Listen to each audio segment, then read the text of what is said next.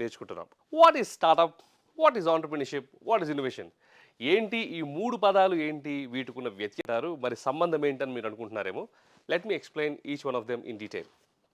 ఈ మూడింటిని పెట్టినట్లయితే అసలు ఏంటంటే స్టార్టప్ గాని, ఆంటర్‌ప్రెన్యూర్‌షిప్ గాని దాని యొక్క అర్థం ఏంటంటే ఏదైనా ఒక ప్రాబ్లమ్ మనం సొసైటీలో చూస్తున్నప్పుడు ఏదైనా ఒక ప్రాబ్లమ్ అంటే ఒక వినియోగదారుని స్థితి నుంచి చూసినట్లయితే ఫ్రమ్ ఏ కస్టమర్స్ పర్స్పెక్టివ్ గాని ఏదైనా ఒక ప్రాబ్లమ్ అది ఆయన చెప్పగలిగి ఉండాలి. Which is basically you call it as articulated need or చెప్పలేకపోయిన నీడ్ అయినా ఉండాలి. అంటే అన్ఆర్టిక్యులేటెడ్ నీడ్ అయినా అయ్యుండొచ్చు.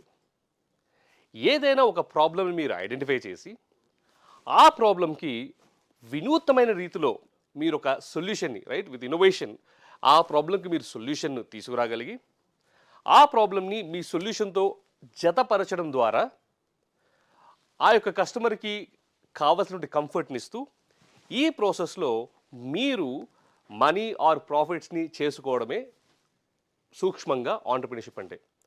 అంతేకాదు గానీ దీనిని మరింతగా మల్టిప్లై చేసేయగలిగేటటువంటి స్కేలబిలిటీని గానీ మీ యొక్క ఆ బిజినెస్ మోడల్‌లో బిల్డ్ చేసినట్లయితే దానినే స్టార్టప్